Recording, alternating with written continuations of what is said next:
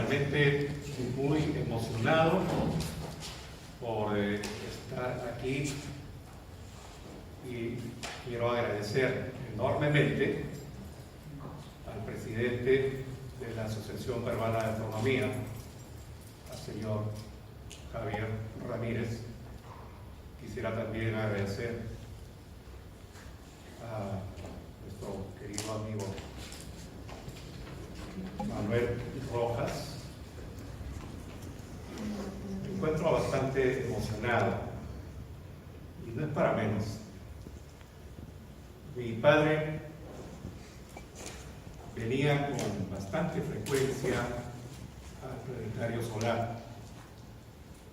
En algunas ocasiones lo he acompañado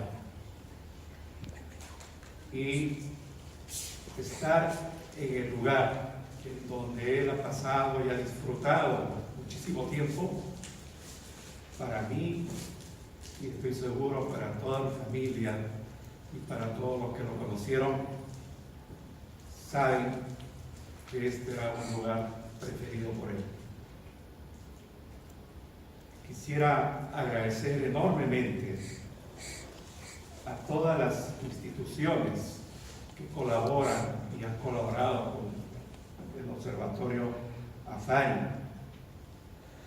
Muchísimas gracias al Instituto Geofísico del Perú, a los grupos de astronomía de la Universidad Nacional de Ingeniería de Space de la Universidad Nacional Mayor de San Marcos, de la Pontificia Universidad Católica del Perú, de Astronomía Perú, de CONIDA, de Covida Universo y de ETA KM. Son instituciones que siempre están colaborando con AFARI. Hay veces que viajan y están presentes en el observatorio de Tarma. Para todos ustedes, siempre el observatorio estará con las puertas abiertas para que puedan disfrutar de las maravillas que nos da el universo. Gracias nuevamente, gracias Manuel, gracias nuevamente, y disfrutemos con este programa muy emotivo. Gracias a mi familia, a mi esposa, a mis hijos, a mis hermanos, que siempre están cuando más se les necesita. Gracias a todos ellos. Un abrazo muy grande a todos.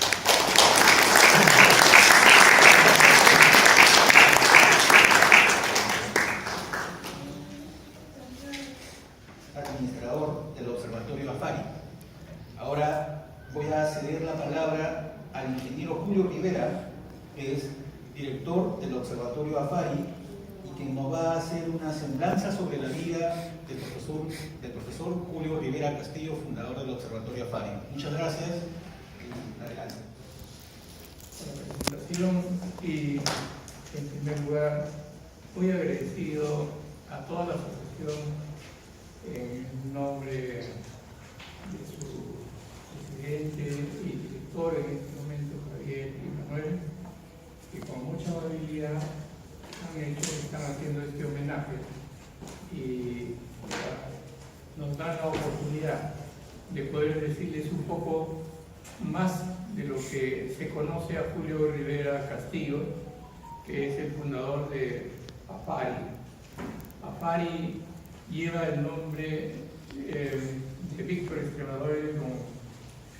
Tuve la suerte de ser su alumno cuando recién ingresé a la Universidad de Ingeniería, un físico, científico, pero además también AFARI significa Angélica Feijó Alania de Rivera, que es el nombre de mi madre, y eso tiene bastante, creo, que ver cuando uno habla de las personas, porque estamos ante una persona que ha desarrollado mucho y ha dado importantes a padre, que es la persona que ha ayudado bastante para que él pueda desarrollar todo lo que hizo. Y en nombre de Angélica, es el nombre justamente que inicia la palabra Fari. Hablar de mi padre me hizo reflexionar en varias cosas. Primero, desde la época que él hizo el AFARI, a esta época han pasado bastantes años. Y los años hacen ver las cosas con otras perspectivas. Es diferente verlo como niño y diferente verlo como adulto. Para mí la vida dentro de una familia es como una cadena, donde hay varios eslabones y uno recibe el eslabón anterior. Por ejemplo, yo recibo el eslabón de mi padre, yo soy un eslabón más y después siguen otros eslabones.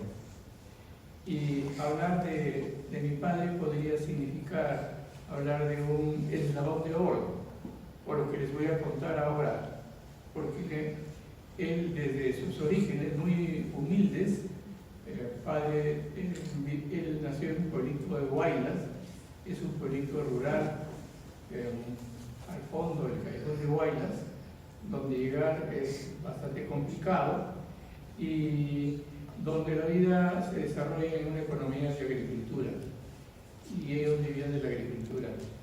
Y ahí nace un ímpetu de poder hacer algo más. Y ese ímpetu se lo generó su abuelo, porque al vivir en ese pueblo como agricultor, se le ocurrió de poder tener diarios que no llegaban allá, y se suscribió al diario El Comercio, y el Comercio le enviaba, no sé si semanalmente o mensualmente, el paquete de los diarios de una temporada pasada. Y mi abuelo enseñó a mi padre y a su hermano a leer desde muy jóvenes y entender las cosas. Y al mismo tiempo ver lo que significa una vida en una zona rural, que lo marcó para siempre, porque siempre tuvo una sensibilidad social muy grande y sobre todo una mirada especial hacia los pobres. Dentro de las cosas que nosotros podemos llevar como legado y ver que ese legado también se ha proyectado a la sociedad, hay varias cosas. Él se inicia estudiando para pedagogía, para ser profesor.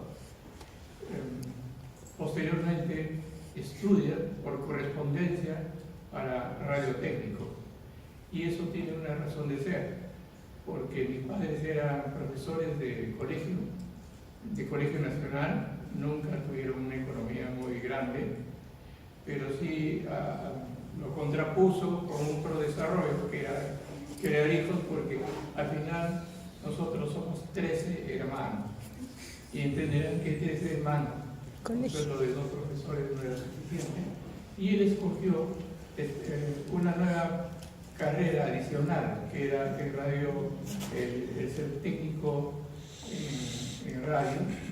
Y en esa época, por si acaso, ustedes son muy jóvenes, pero no se usaban transistores, que ya no se usan en los radios, se utilizaban tubos, y cada radio era un tremendo aparato, ¿no? Y para arreglar eso había pues bastantes cosas. Así puso un tallercito que complementaba su vida de profesor en el día, y después en las tardes y en las noches arreglaba radio.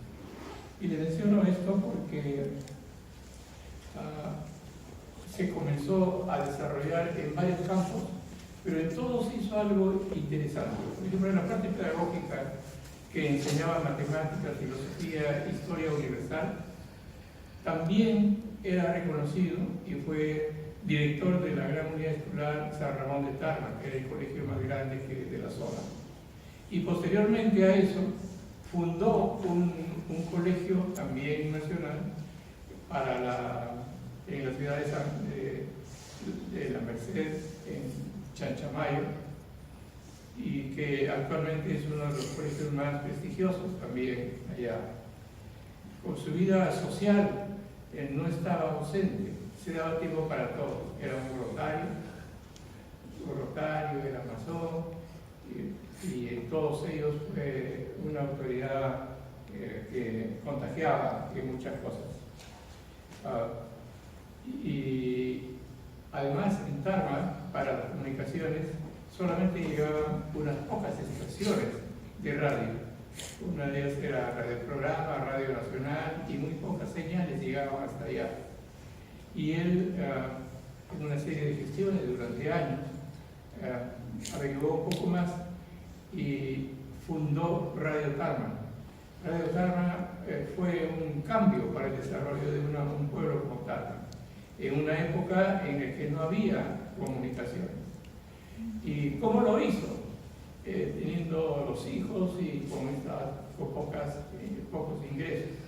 Al final, yo tenía muy pocos años y no podía ayudar, pero veía a mis hermanos mayores sí, en que todos cortando maderas y creando toda una torre de madera para poder mandar la señal de Radio Tarma.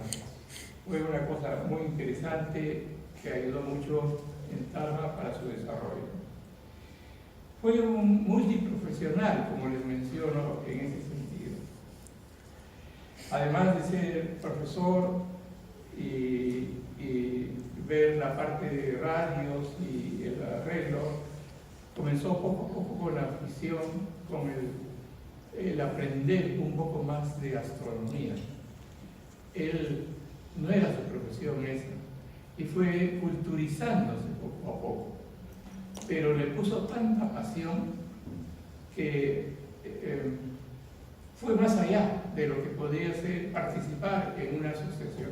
Por supuesto, fue miembro del APA, donde nos encontramos ahora, como miembro, pero también quiso llevar al cielo serrano, que tiene mucha limpieza para las observaciones, y fundó este observatorio.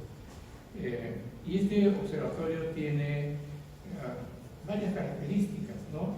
Demandaba mucho tiempo poder hacerlo, pero ya era profesor, ya arreglaba radio para mantener a la familia, porque le gustaba también, ya comenzaba con la astronomía, pero en la astronomía quiso hacer más todavía, quiso hacer un observatorio, algo que pudiera desarrollar más al pueblo. Y se daba tiempo para todas estas cosas y las hacía bastante bien.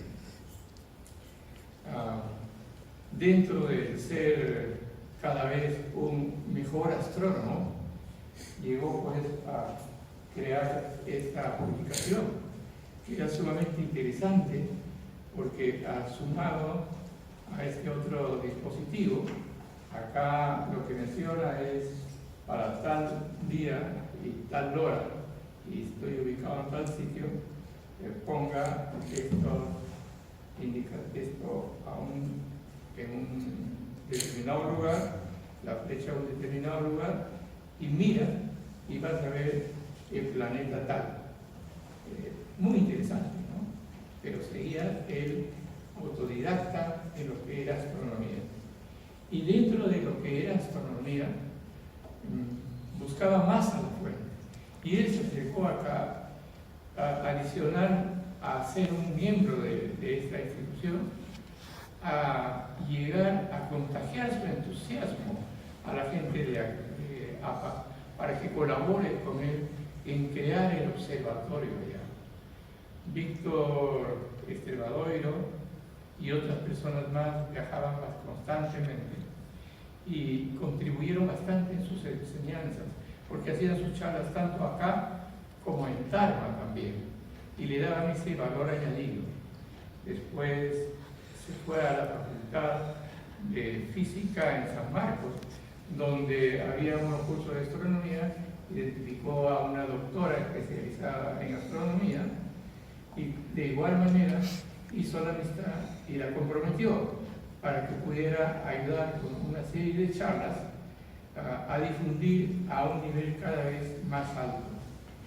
Esto hizo que en un determinado momento se publicara en el Perú un libro de top 1000 de personajes más reconocidos en el Perú, y dentro del poco número de astrónomos profesionalmente reconocido por haber estudiado astronomía, estaba el aficionado, que era Julio Rivera Castillo, figurando también dentro de ellos. Y les quiero contar, a manera de anécdotas, cómo era él, porque él no era solamente un astrónomo, fue un buen padre. Éramos una familia, creo, de recursos escasos y humildes, pero nunca faltó comida, nunca nos faltó un techo, siempre estaba atento del estudio sobre todo, inculcándonos cada vez más el estudio, y aparte de todo eso, también se daba el tiempo para las cosas que les vengo comentando. Entonces, quiero a manera de anécdota a contarles algunas cosas que sucedió conmigo y que de la misma forma ha ido sucediendo con mis otros hermanos, y cada uno de ellos tendría varias cosas que contar. Por ejemplo, cuando yo tenía 6 años, en esa época se jugaba mucho el trompo, ¿no? Porque yo uno tiraba el trompo, y él me dijo, ¿y por qué no haces el mejor trompo?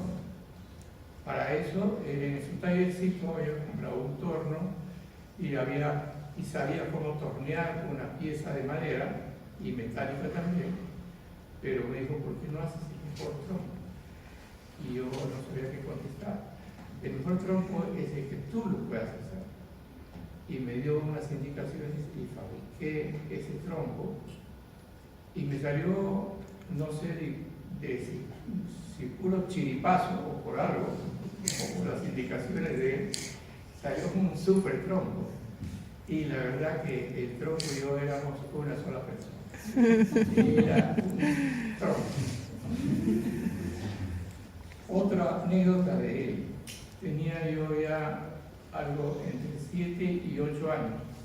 Y el Diario del Comercio tenía por costumbre publicar en página grande siempre algo de la historia, y se veía en esas épocas la historia de las guerras de Europa y otras más, cómo se conquistaron los mares, y además otras páginas completas de historietas. Bueno, él las recortaba y después de cierta cantidad de años creaba un libro bien grueso de una determinada materia. Y en uno de esos libros, que era el de ciencias, yo un día ojeaba y vi un barco que tenía como 2 mecheros por donde salía humo. Y le digo, ¿qué está pasando? Le digo, ¿no? ¿Por qué se queman estos? No se queman, se dice. Por eso, ahí están los motores. Pero ¿cómo es eso del motor? ¿Por qué sale ese humo? Es que los barcos se hacen con vapor de agua. El vapor de agua mueve una hélice, y yo tenía 7, 8 años y no entendía, pues, ¿no? Me dice, ¿quieres aprender? Vas a hacer tu propio barco. Y comenzamos con una cosita muy chiquita, a la que me dijo, vamos a hacer el motor. Y el motor era una pieza metálica, para la cual tuve que filtrarme en el costurero de mi madre y sacarme de ahí un dedal que era metálico. Ese iba a ser el motor. Después, en esa época, los lapiceros tenían la parte inferior no de plástico como ahora, sino metálica, y las soldamos al motor y la torsió de tal manera que había que empujar y llegar eso al frente de una hélice. Y después me enseñó a hacer una hélice. Ensamblado todo eso, le echaba el agua, y debajo del agua un mecherito, un pedazo de vela. Qué interesante esto de que al prender la vela, el barquito comenzaba a moverse, y llegaba un momento en que se movía por todas partes. Uno lo ponía en una tina grande de agua. Fíjense cómo puede uno aprender 7, 8 años algo de física. Definitivamente esas cosas me iban marcando, de tal forma que yo ni sabría qué iba a hacer en el futuro, pero soy ingeniero. Y ya saben ustedes cómo comienzan a hacer eso. Quiero mencionarles también que una vez vio que mis hermanos y yo íbamos a un sitio donde había un fulbito y ahí se jugaba. Y me dice, oye, ¿no quieres hacer tu propio fulbito? Y entonces me enseñó a hacer el fulbito, que tendría este ancho, este largo, con sus muñequitos y sus manijas y todo esto, y se metía los goles con unos bolitas de vidrio, pero me dijo, bueno, ahora falta lo más importante, y es que ¿cómo funciona ese sitio? Bueno, las bolas se entran, y después para que salgan las bolas había que poner ahí una moneda, jalar algo y que caigan las bolas.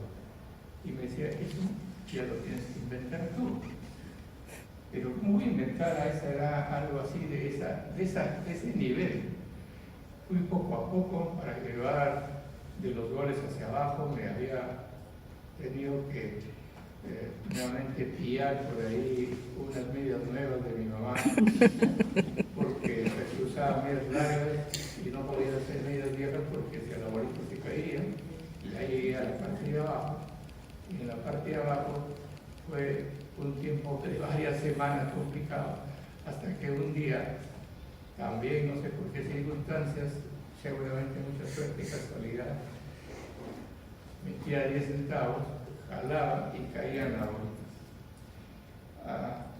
Esas cosas que uno las va aprendiendo significaba que había, por suerte, un padre que era inventor, pero además con una característica adicional, que hacía que el entorno comparta eso, haga eso. Y esa fue una de sus características de toda su vida. En la astronomía también no era suficiente saber astronomía, sino era contagiar la astronomía. Era como ahora lo que hemos visto con Manuel, que nos comenta el entusiasmo y también de todas las personas que están unidas a esta institución. Esa institución no podría funcionar si hay el experto pasivo. Esto solamente funciona porque los expertos son activos y contagian a más gente. Y eso era él, una persona que contagiaba, un hacedor de cosas y una persona que pasaba de la creación al hacer. Y después, hasta no terminar, no se paraba. El construir el observatorio, que acá se ve como una foto, fue también interesante, porque había que hacer una construcción de 3 pisos, porque si no, las luces de los postes de luz afectaban a las observaciones. Entonces había que hacer 3 pisos de luz. Felizmente yo ya terminaba la universidad y me dijo, necesito que me hagas el plano de los cimientos. Entonces fui a Tarma, saqué una muestra del suelo, lo traje a un laboratorio en Lima, me dijeron que el suelo era pésimo y a mí me salía que todo ese terreno debería tener una losa de concreto bien grande. Fui a las 2 semanas con mis planos hechos mal seguramente porque recién terminaba la universidad y vi que la cimentación estaba hecha y más angosta. Yo decía, bueno, papá, se va a caer. No, me dice, esto lo ha hecho una persona que sí sabe. Él es el constructor. ¿Y tú has visto que alguna construcción ya ha caído? No. Entonces, eso ya cuando aprendas tú más, después podrás venir con tus planos a ayudarme. Y fui yo a fabricar la cúpula. Pero ¿cómo hacer una cúpula? Un día no era deportista, sino era ajedrecista. Era una persona que tenía la sesión del ajedrez, que hasta ahora se ha heredado en algunas de las familias, hasta los bisnietos y tataranietos de él.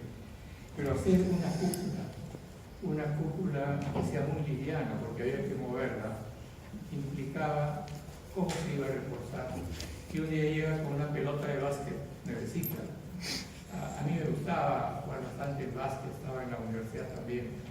Y llegó con la pelota de básquet nuevecita, Bueno, era la primera vez que en la casa se compraba una pelota, porque yo jugaba con pelota de otros. Y después al día siguiente la veo partida por la mitad. Y la pelota nuevecita.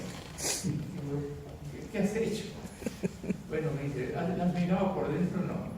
Ahí he dibujado unos nervios y con estos nervios voy a ir al taller de las personas que hacen ventanas, les voy a dar la idea y que ellos me digan cómo va a ser la estructura de eso.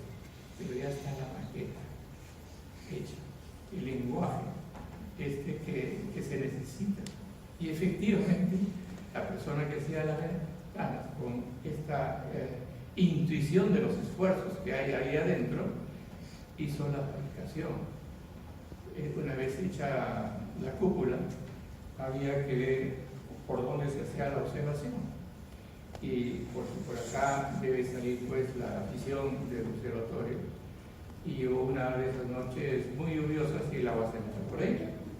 Entonces era crear una ventana especial que recibiera las aguas, las discurriera, pero que cuando estaba cerrada sea hermética. Para alguien que esa sea su profesión, pues, no sería una anécdota, pero para alguien que era un nato creador, inventor, para él era un invento, lo está inventando. Y después terminó que la cúpula había que moverla y la movíamos a mano, hasta que un día también vio la forma de que la cúpula funcione con un sistema eléctrico. Ese era Julio Rivera enseñando y compartiendo y tratando de que la mayor cantidad de gente pueda contagiarse.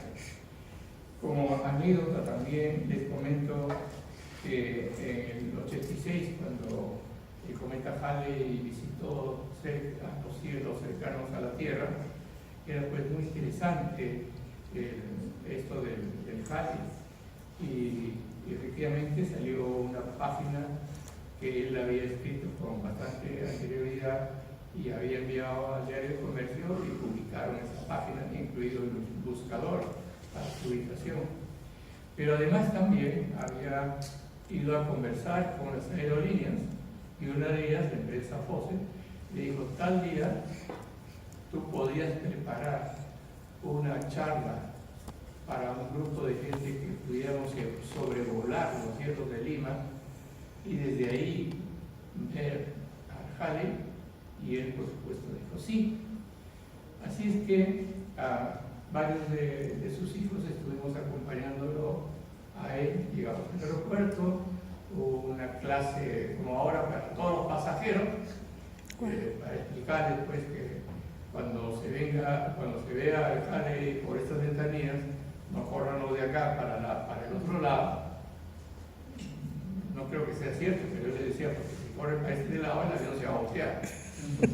Entonces, no, yo voy a estar ahí, les voy a avisar si va a ver para este lado. Pero dónde se va a ubicar, eso lo tienen ustedes que ver en este buscador. Y por las ventanillas estaba la ubicación exacta.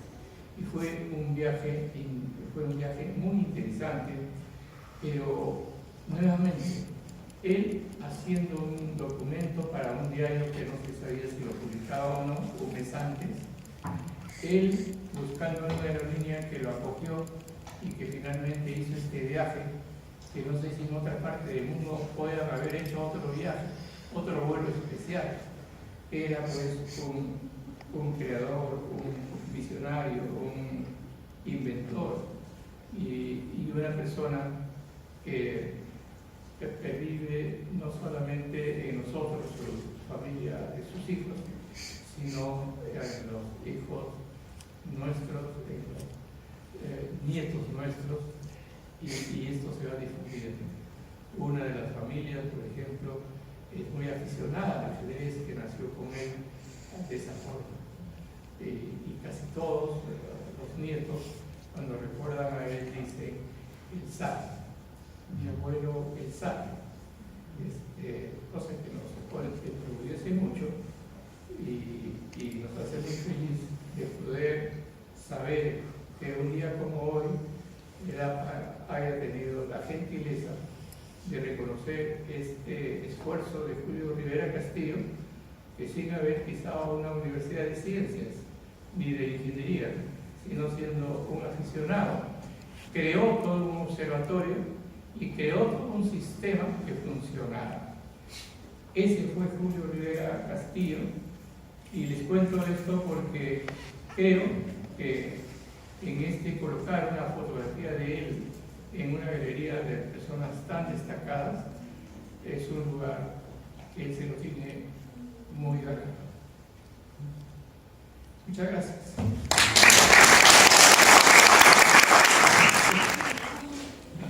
Bueno, esta era la última charla y a continuación vamos a pasar a hacer el acto simbólico de develación del cuadro de don Julio Rivera aquí en la Galería de Personas Ilustres de la APA. Solamente quiero agregar lo siguiente. Nuevamente, muchas gracias a ustedes que se han dado el trabajo de venir aquí hasta el Planetario del Juego Solar. Esta es vuestra casa. Y espero que no sea la última vez. En alguna otra ocasión podemos volver a reunirnos acá, ya saben que están las puertas abiertas. Y siempre va a ser un gusto tener aquí a personas interesadas en la astronomía. Y muchas gracias, señora. Que nos ha dado la alegría, no el trabajo, la alegría de estar acá. Muchas gracias, señora. Muchas gracias.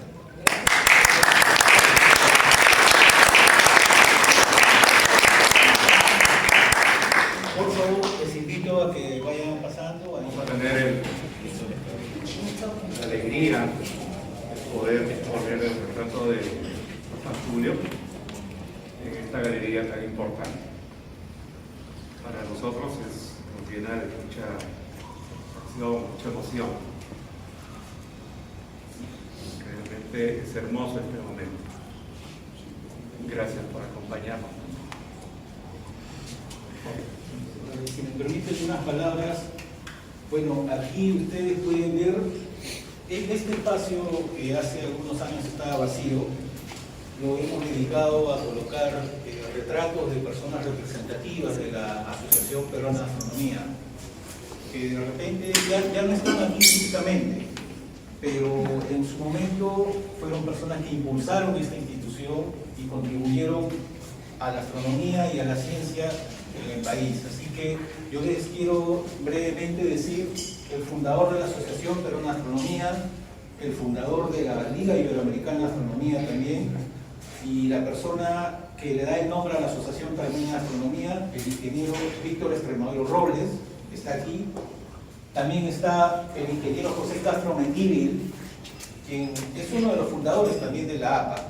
Él fue la persona que construyó el planetario, el antiguo que usábamos anteriormente y que estuvo en servicio durante 50 años aquí en el Perú.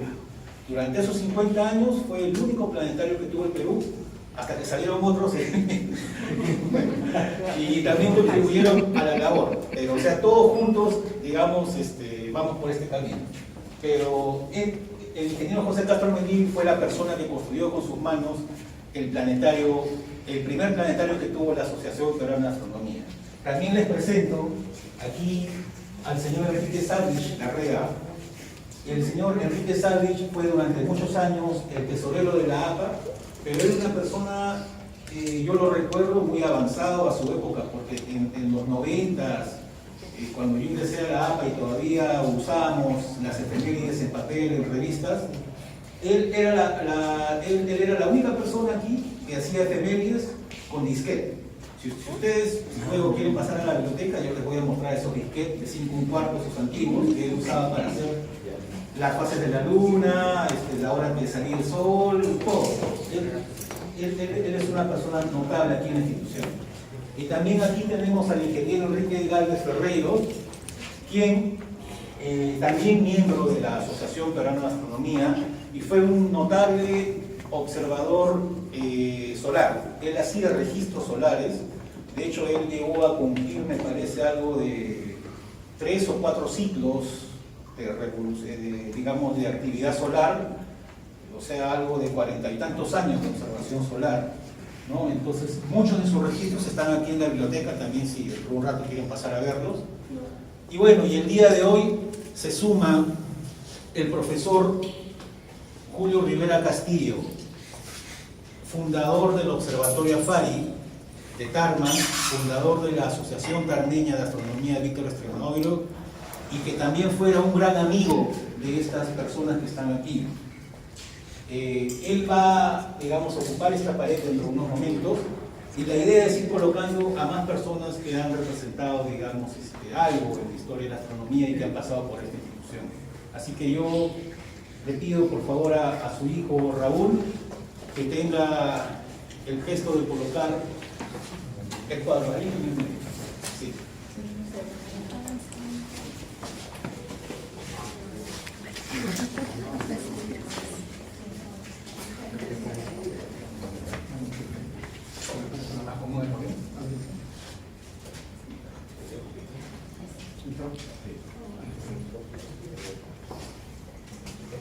Ya está, don Julio.